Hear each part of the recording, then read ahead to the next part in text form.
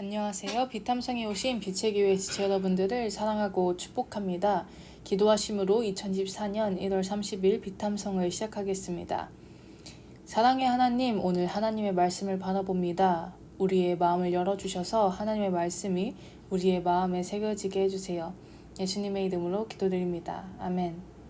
오늘 우리가 함께 공부할 말씀은 사무엘상 25장 4절에서 13절입니다. 오늘의 말씀에 들어가기에 앞서서 오늘부터 있을 드라마의 시간, 장소, 그리고 등장인물을 한번 정리해 보겠습니다. 먼저 시간은 언제인가요? 사무엘이 죽은 후입니다. 그리고 이미 사울은 다윗을 왕으로 인정했죠. 그리고 이때 양털을 깎는 축제의 날이었습니다. 장소는 어디인가요? 마온, 더 들어가 갈멜입니다. 갈멜은 사울이 아말렉을 치고 기념비를 세운 곳입니다. 사울의 입김이 센 곳일 것입니다. 마지막으로 등장인물은 누구인가요? 우리의 다윗, 어리석은데 고집세고 악한 나발, 그리고 그의 지혜롭고 아리따운 아내 아비가일입니다. 이제 오늘의 비탐성으로 들어가 보겠습니다. 사무엘상 25장 4절에서 5절. 그런데 나발이 양털을 깎는다는 소식을 다윗이 광야에서 듣고 자기 부하들 가운데서 젊은이 10사람에게 임무를 주어서 그에게 보냈다.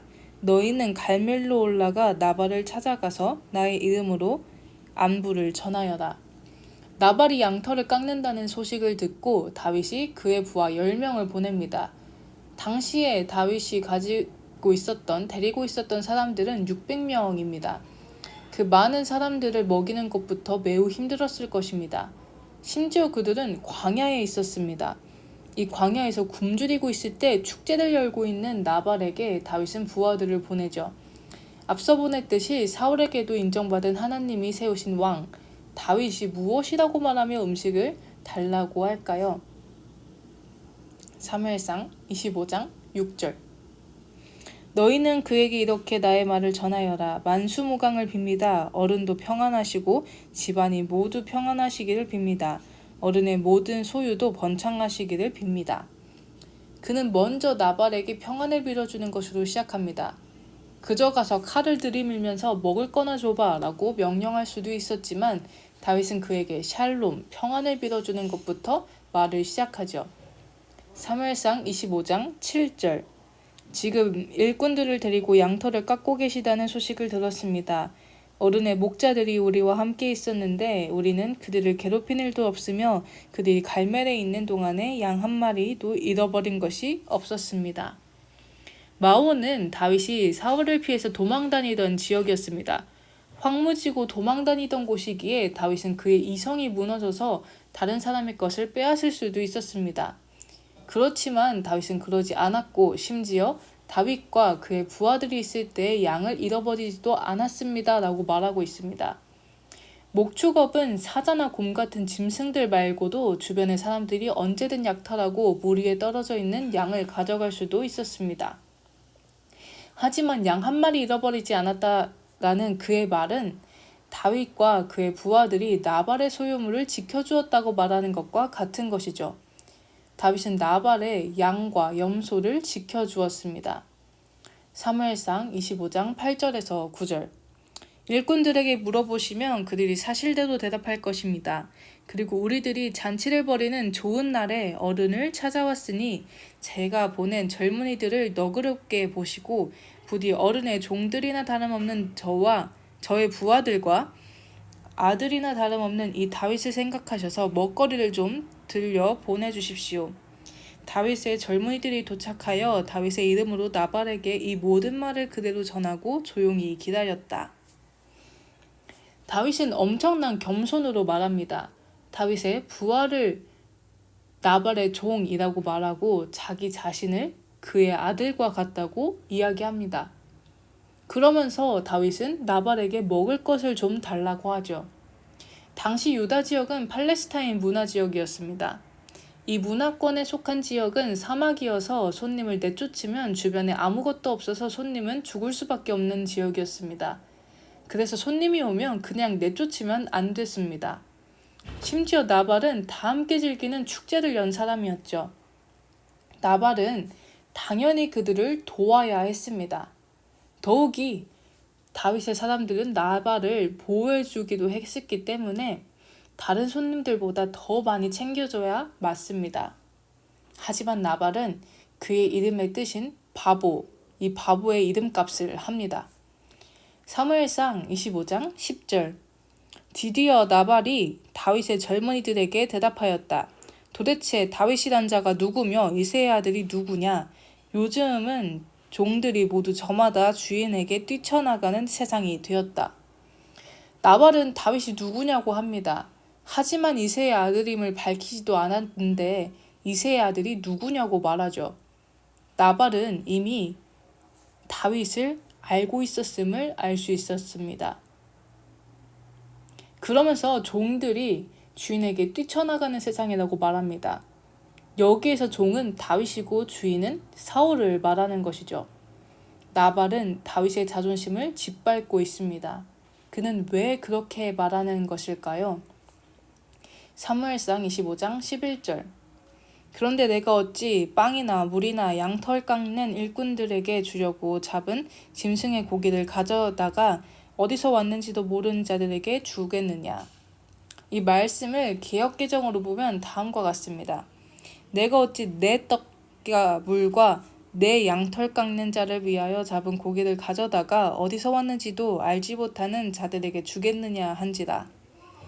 그는 그의 빵, 물, 그리고 일꾼들은 모두 내 거야 라고 말하는 것이죠.